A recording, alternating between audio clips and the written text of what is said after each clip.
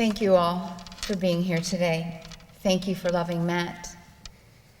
Where there is great love, there's always miracles. Willa Cather. Our life together was a grand adventure, and Matt and I experienced more miracles together than I can count. For every difficult moment we went through, there was always miracles placed in our path. Every miracle started with a yes. What are the chances of a boy and a girl would both say yes to go on a blind date at the age of 15 and then be reintroduced 80 and some years later by that same person and say yes again? Anna, Kelly's husband Mark, went to high school with Matt and was great friends.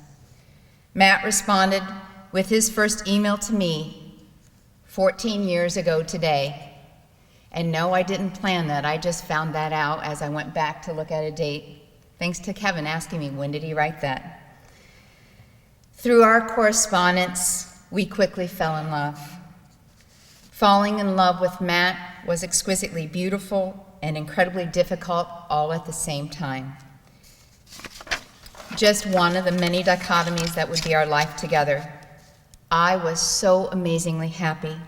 Yet I also cried for all the things we wouldn't do together. I was falling in love and feeling lost. And I know Matt was feeling that way too. He wrote in one email, "Everything I've been and done makes me who I am today. As much as I'd like to hug you, touch your face, stroke your hair, walk down the beach holding hands, I can't. If I could, I would be a different person. Would you like me then? I am blessed to have you in my life." Later he wrote, "Conundrum. You're pretty sure I'm trying to tell you something. You're also fairly certain you know what it is. You don't want to say, because you may be wrong. If you're wrong, maybe I'll be hurt. Maybe you'll be hurt. Maybe we'll both be hurt. And what if you're right? The question is, do you really want to hear what you think I'm trying to say? I have to believe you do, or you wouldn't tell me you do, and you wouldn't be asking. Finally, is there really something that I'm trying to say? I had given up on love. Resigned myself to never giving and especially never receiving that emotion. Is that what we're doing, falling in love? Here's part of what I want you to know. I'm afraid. Afraid of something I've given up on and actually taken pains to avoid. Afraid because I had prepared myself and my mind for death and was once really and truly prepared to die. Afraid because that feeling of preparation has begun to fade and has now dissolved. And as I dream of something undreamable, feelings of affection I could or would never portend. Matt went on to share his detailed preparations for his death, which he expected to come within weeks. His good friend Jay Chapman had helped him make his own arrangements. I believe what Matt shares next was another miracle, because there were far greater plans for Matt and the impact that he would have on all of us, especially me. He continues. On the way to the airport the next morning, we stopped into Emma's so I could see some of my friends.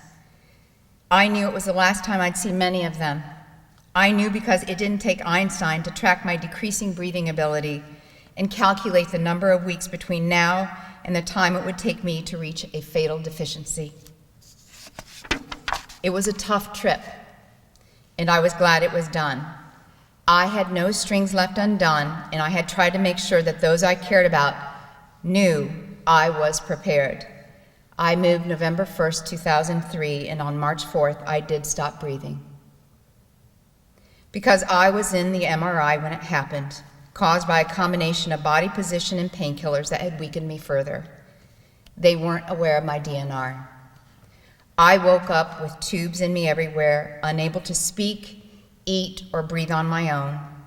When asked point blank, remove the tubes and die, leave them in and live, and replace the tubes with a permanent tracheostomy so you can talk and eat, I made the obvious choice. Falling asleep and never waking up, which would have happened naturally, was a far cry from pull out the tubes and kill me. I've shared all of this not to be dramatic. I share it to demonstrate that my prayers for courage and faith had been answered. Much of that resolve stemmed from the liberation I acquired through preparation and independence. That freedom of knowing all my business was in order and that I was alone was amazingly liberating. How would I have felt if I had people depending on me? My prayers would have been different. I've gone so long through this alone that I've worked turning this horrible reality of being alone into a positive. Now, my dear Shartrina, I'm not alone. Don't want to be alone. What do I want? In the deepest of my heart of hearts, for you to retire tomorrow, move here, live as my companion, my lover, my caretaker, and my friend, to run my life as if it were your own, to help me invent ways to be more for me and more for you, to let me watch you grow old,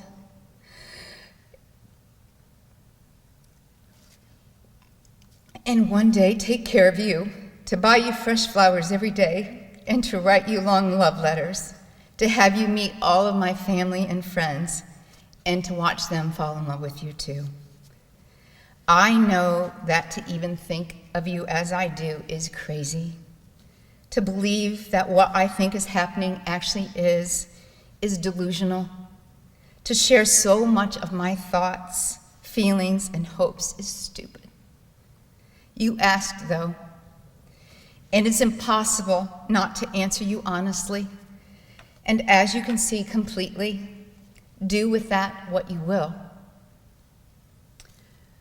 Shortly after that letter, I sent a heartfelt response listing my thoughts and feelings and obstacles that were so readily apparent and seemingly unsurmountable. And then I received this email. Oh, my dear Shartrina, I hit the send button and was afraid of the same thing that you ultimately shared, that together we've reached this same point, more in love with each other at every correspondence. And by eagerly sharing my feelings, I've forced each of us to face every reason that our relationship must stay here in the shallow end. He ended that message by saying, I will leave you with this. If there is something you want, and it is within your means to have, by making certain sacrifices that you can control, then you will make them and have it, or not make them and not have it. We weren't in the shallows for very long. We both said yes, and our adventure together began, and in many ways, and in the many love letters and poems that poured forth as we shared all with each other. As many of you can attest to, the essence of Matt was addicting and intoxicating. He openly and honestly shared himself, regardless of how it would be received, regardless if he may be rejected, regardless of what others would say about us and did say. Regardless of it all, he was fearless. I have never and may never again in my lifetime know a person with as much courage, faith, and charisma as Matt White. One of the most miraculous events of our life was the Butler basketball Final Four trip in 2010. Somewhat jokingly, Matt Wilson, Eric Fairchild, and I, and as we're watching the game, as Butler was playing early on in the tournament, and they were winning, we said, yes, if Butler makes it to the Final Four, we are going. We'll get you there somehow. I don't think we really meant that because we didn't really think Butler was going to go to the Final Four, but it happened. I'm going to read to you some excerpts from a book that Matt started writing about his epic trip. Matt was writing a couple of books, and this was just one of them. Butler was going to the Final Four. in Indianapolis, and so were Shartrina and I. We just needed to figure out how. We had no reliable transportation, no tickets, and no one to help Shartrina, and nowhere to stay. It was scary to think about a 1,000-mile trip. In 7 years, I had only spent 2 nights away from home, and I've never been more than 3 hours away. As Joy was slowly overtaken by fear, I could have easily backed out of my big talk about going to Indianapolis. Shartrina was not the least bit worried. Okay, let's back up right there a second. What he didn't know is that I too had doubts. He was sick. He actually had 103-degree fever that whole entire week prior to the Final Four and during the Final Four, and he had all the extra complications that went with it and the long nights leading up to that, trying to keep him healthy, which he was very sick. Even if he was well, when we just went out on a boat trip, a boat ride took several hours to prepare all of his supplies and equipment. How in the world would we do a trip of such magnitude, especially since he wasn't well? Although Matt and I both had our apprehensions, his resolve to watch the Bulldogs in person made him say yes, and he writes this: "Instead of backing out, I did 2 things I'd never be able to get out of. I sent a note to Kate Healy-Snedeker and one to Coach Stevens. Both were important, and a positive response from either would lock us into our trip." Matt then writes other key people, and miraculously, you all said yes to helping us make the impossible possible. Transportation was a huge issue. How was Matt going to make that long journey? Thinking we were going to take 2 vans, one of the more important notes he sent was to Dave DeZibas, and to get Dave down here to coordinate. Dave was actually down here the very next day, and we're thinking, 2 vans will about do it. And so thinking that, we're going to proceed with 2 vans, one for equipment and one for Matt, I called Kelly to ask her if her husband, Mark, would like to help us drive one of those vans to Indianapolis. Kelly said, "Why? Why don't you just call Steve Kessler?" And I said, Steve Kessler was my 7th grade teacher in middle school. Steve Kessler also happened to be their friend now and their next door neighbor. What are the chances that one of your favorite teachers in middle school just happens to have a Learjet and live next to your best friend? And what are the chances that when you give him a call that he says yes? Oh, by the way, you can use our Learjet, and I'll make my pilots available to you for the entire weekend, whatever you need. Miracle. Thank you, Steve and Kim Kessler. Matt wrote about that unforgettable moment. This is what he said: "When we took off in that Learjet, it was the greatest feeling. We never, ever imagined that traveling together on a plane, and that was our first and last plane ride ever together." I worried about Matt and all of his medical needs and having help during the journey if a medical emergency arose. So actually, Shelley, his cousin, offered up her dad, Uncle Marv. Uncle Marv Eastland was a doctor, and he said yes, he'd go with us. Miraculously, now we had help. We had a lot of laughs every time we heard someone mention Matt's personal physician with us, because Uncle Marv is a gynecologist.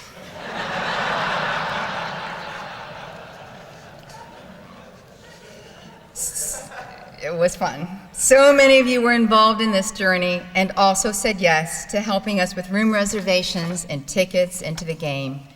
And in the last hours, we had 3 rooms and 1 handicap accessible room reserved, which was miraculous because, you couldn't get a room. So how you all achieved that is a blessing and amazing. But when we got there, we soon realized we had a serious problem. Matt had that fever, and we had lots of issues with that fever. We needed a shower that we could roll that shower chair into, and our accessible room didn't have that. This was just not going to work. I was exhausted. Matt had not had any of his treatment, and I started crying. And Eric said, "Don't cry, don't cry." I'm crying. And he said, "Let me see what I can do." So come back a few minutes later, and what are the chances? There's one room left in all of Indianapolis, and it's at this hotel, and it's the only room that is wheelchair accessible, and it's the presidential suite. And they said, yes, you can have the presidential suite. It was pretty nice, actually. As we considered each obstacle of making this trip, one by one they fell away. Through miracles of kindness and generosity from all around, all needs were met: transportation, health care, and an accessible presidential suite. The only thing that would have made this trip more perfect if the final shot by Gordon Hayward would have went into the basket. It was an amazing trip. I had condensed this story tremendously. There are so many miracles left untold, and so many of you to thank for saying yes. I am sure as you helped us on this journey that there are many more miracles that happened that even I don't know about. Many miracles like this continued happening countless other times in our life together. Miracles saw us through literal and metaphorical storms. In 2013, Matt was very ill. He had 2 types of double pneumonia. He was coughing up blood. He had 4-stage pressure sores, and our primary care doctor was no longer covered by our insurance. We couldn't get a referral in to get him medication. We were at an all-time low.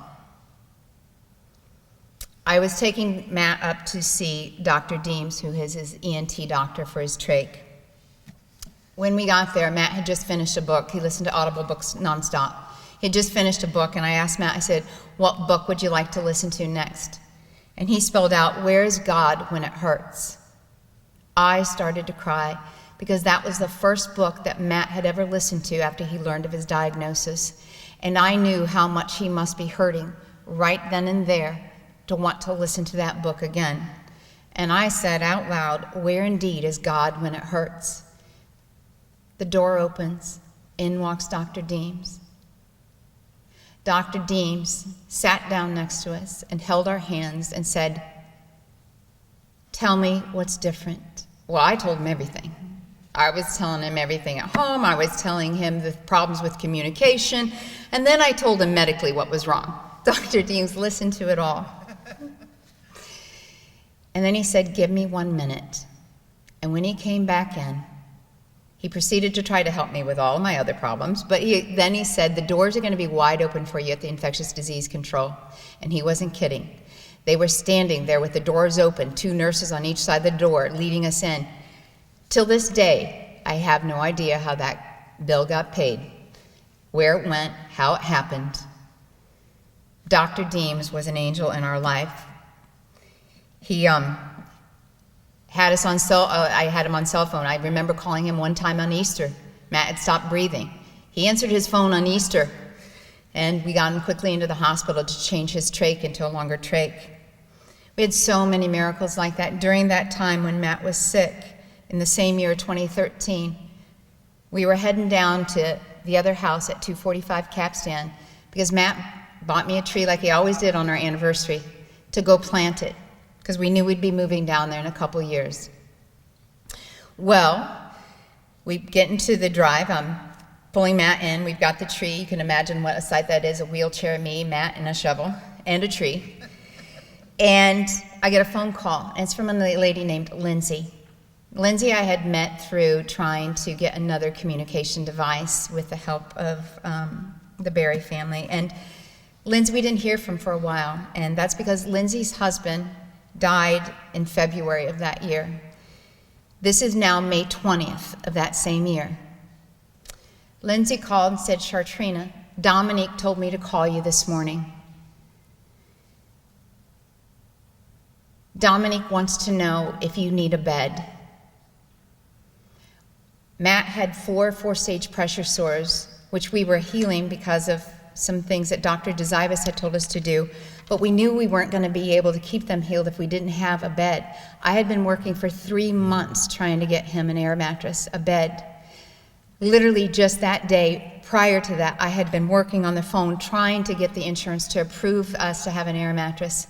And here we are, we walk into the driveway, and Lindsay says, Dominique wants to know if you need a bed. There's no greater miracle than that. Not only did we get a bed, we got lots of other equipment, and the Berry family helped us get all of that equipment to our home. And we still use that lift that Lindsay and Dominique gave us to the very end. The DeZibas family was always on call for Matt and Chartrina. Whenever we called any of them in there, they answered the phone. They said yes and got us through so many difficult times. Matt had a way of making you want to do whatever he wanted you to do. May of 2014, Matt said, I'm moving today. And I said, Matt, there's just me and you. There's no caregivers today. There's just me and you. I said, I will see what I can do. But I said, it's really, honestly, I think it's going to be impossible. There's no way that I can move you down to that other house. Later on, my sister called, said, I'm coming down. I said, great, you get to help us move. And then a nurse called that was helping us with the IV. Just call them to check after a month, say, hey, Matt and Chartrina, how are you doing? And I said, Jerry, we're doing great, but Matt wants to move today. Oh, I've got a truck, I'll come help you. So now I've got my sister, and I've got Jerry, the nurse. My sister and Jerry actually started to move that bed, and then a neighbor came by. Neighbor said, hey, what are you doing? We're moving. Great, can I help you? We collected neighbors. That's how Matt White got moved on the day he wanted to move. We had quite the journey, and I would say that we had a wonderful time together when we did get moved down to 245. But there came a time when Hurricane Irma was barreling down. And it kept getting closer, and I asked a neighbor to help us start boarding up. He came over, and I quickly realized that one person was not going to get that house boarded up in time. So I called an old boss, and I called Pat Ryan, and the CEO of the Sky Family YMCA in Florida, and I said, do you know of anybody that can help me? He said, give me a few minutes, I'll make some phone calls. Went by an hour, and 5 people showed up, him and all the other top executives of the Y down in South Florida, and they got our house boarded up. We had plan A, plan B, and plan C in plan, just because you never know where a hurricane's going to go. Well, we thought it was heading to Miami, so we stuck with plan A. Guess what? It didn't head to Miami. It was coming right up to Fort Myers, going to go right over our heads. Not really being a Florida resident for very long. I didn't realize when they gave the report and said there was 15-foot surge, they already accounted for the topography. I found that out on Saturday as he's telling us to get out, and we have no way to get out. I was certain we were going to die. I've never prayed. Well, I pray a lot, actually. That day was a real lot, and I asked for a lot of help. I saw the neighbors. People are now starting to leave, people that thought they were going to stay. We couldn't get out. There was no van to be had at this time. It was way too late. There was a family in England that said we could go to their house, except their elevator was tiny. Didn't know how we'd get Matt into that elevator and get him up to the 2nd floor. It was on the water, though. It was quite the view. Just didn't know if this was the time we wanted to be on the water. So as I'm leaving, I am praying the whole entire way. I get just right around the corner, and there's this house.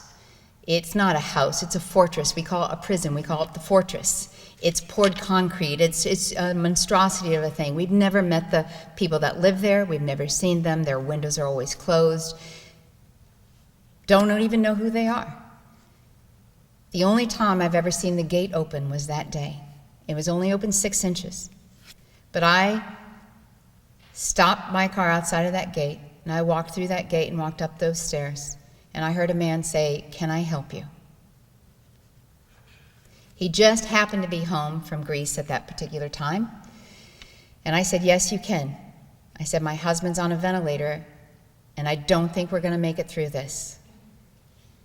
And he said, "Well, if you suppose it's life and death, yes, you can come stay." I said, "Great. Not only is it my husband and I, but it's one of my caregivers. It's my son DeAndre, who I thought we rescued from Miami. Now I've got him in this place. And, oh, by the way, he has his dog, and we have 2 dogs. This is a very private man, and needless to say, we came with a lot of equipment. My son, as he was taking things over, they said, "Mom, you need to go talk to him. I think he's going to have a heart attack." And I swore to him we'd get out there. Well, 36 hours later, I told my son to get home, my son DeAndre, he couldn't be here today, and to see if we still had a home. 2 trees down the way, we couldn't get home. And I said, "You know what? We're going to make it happen." Just then, as we were calling neighbors to come chop those trees down, because I knew during that 36 hours, Winston did not stop crying. Matt didn't sleep. Matt was incredibly exhausted, beyond exhausted. And I knew one of those 2, either Matt or Winston, was going to die if we did not get home soon. So we were making a hard effort, and people came out of the woodwork to help us get home. When we got home, there were trees down everywhere. These aren't just trees. This is every tree Matt's ever gotten me for an anniversary, a gift, a Christmas. So as soon as we got in the house, the first thing Matt spells out is not his care, not what he needed. He spells out Trees. I'm like, "Matt, I'm exhausted. Like, exhausted. I will go start putting those trees back in the ground in a second." Knock, knock. No idea who it could be. Literally, we just got home from a hurricane. The roads you can't get into. And it's 2 young men from Stenson College. I open the door, and the young man says, "We'd like to know if you want help." I literally said to him, "Did God send you?" Complete miracle that these 2 young men show up at our door of all doors, when everyone else has problems. And again, a complete miracle. So many things happened like that. I mean, I could go on and on and on. I'm sure you want to get home. Matt was courageous, bold, determined, stubborn, giving, loving, mischievous, fearless, and always and forever flirtatious. He never missed a day without telling me, "I love you." When I would sit there and I would look, and I would be there early in the morning and trying to move his arms or trying to do this, exhausted, he would start spelling B. And I'm like, "Bed, B-E." And I'm like, okay. All he had to get to was B-E-A. And then I knew he was telling me, "Beautiful." He did it all the time in the least most expected times.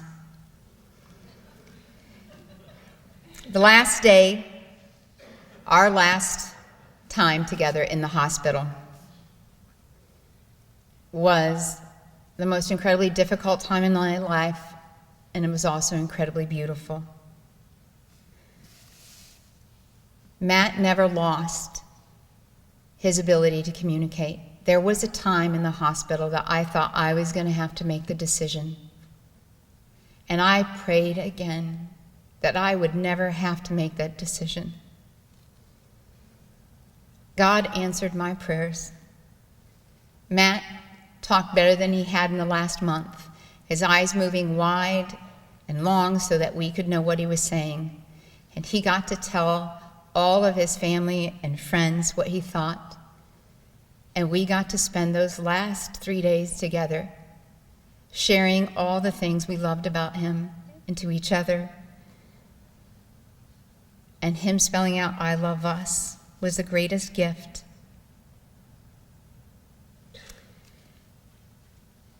Delt brothers, friends, family, people who traveled from all over to get there on those last hours, what could be a more beautiful way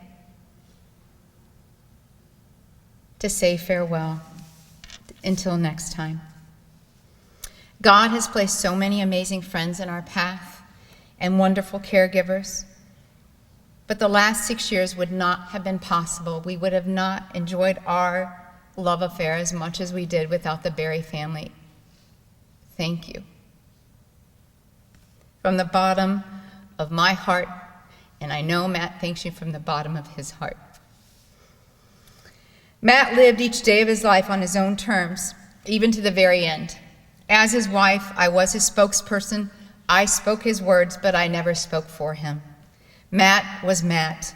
He was the same man you knew, but I would venture to say he was a more enhanced version of himself. He was better in every way, except for his. And what an incredible gift we are given each and every day. Witnessing his courage, hour by hour, day in and day out, changes one's life forever. Beauty is not, nor will it ever be, our outer shells. Beauty grows within as we conquer life's challenges. As we are tested, beauty grows as we love each other, as we share our most intimate selves with one another. Beauty grows as we honestly face life and its challenges and give of ourselves. As Matt would say, live fearlessly. And say yes. Say yes to love, laughter, and all of life's miracles. Our story started with long letters and ended with single letters communicated one blink at a time. I loved and still have every letter he ever wrote me. And when technology failed and he could no longer email, I treasured every letter he spoke with every movement of his eye, right to the very last moments in his earthly body. We embarked on a great adventure when Matt asked me to be by his side as his wife. And so it was, side by side. He told me what he wanted, and then he asked me, "Is that all right?" Yes, Matt, it was more than all right. It was the most miraculous love adventure. It was the most miraculous 14 years of my life.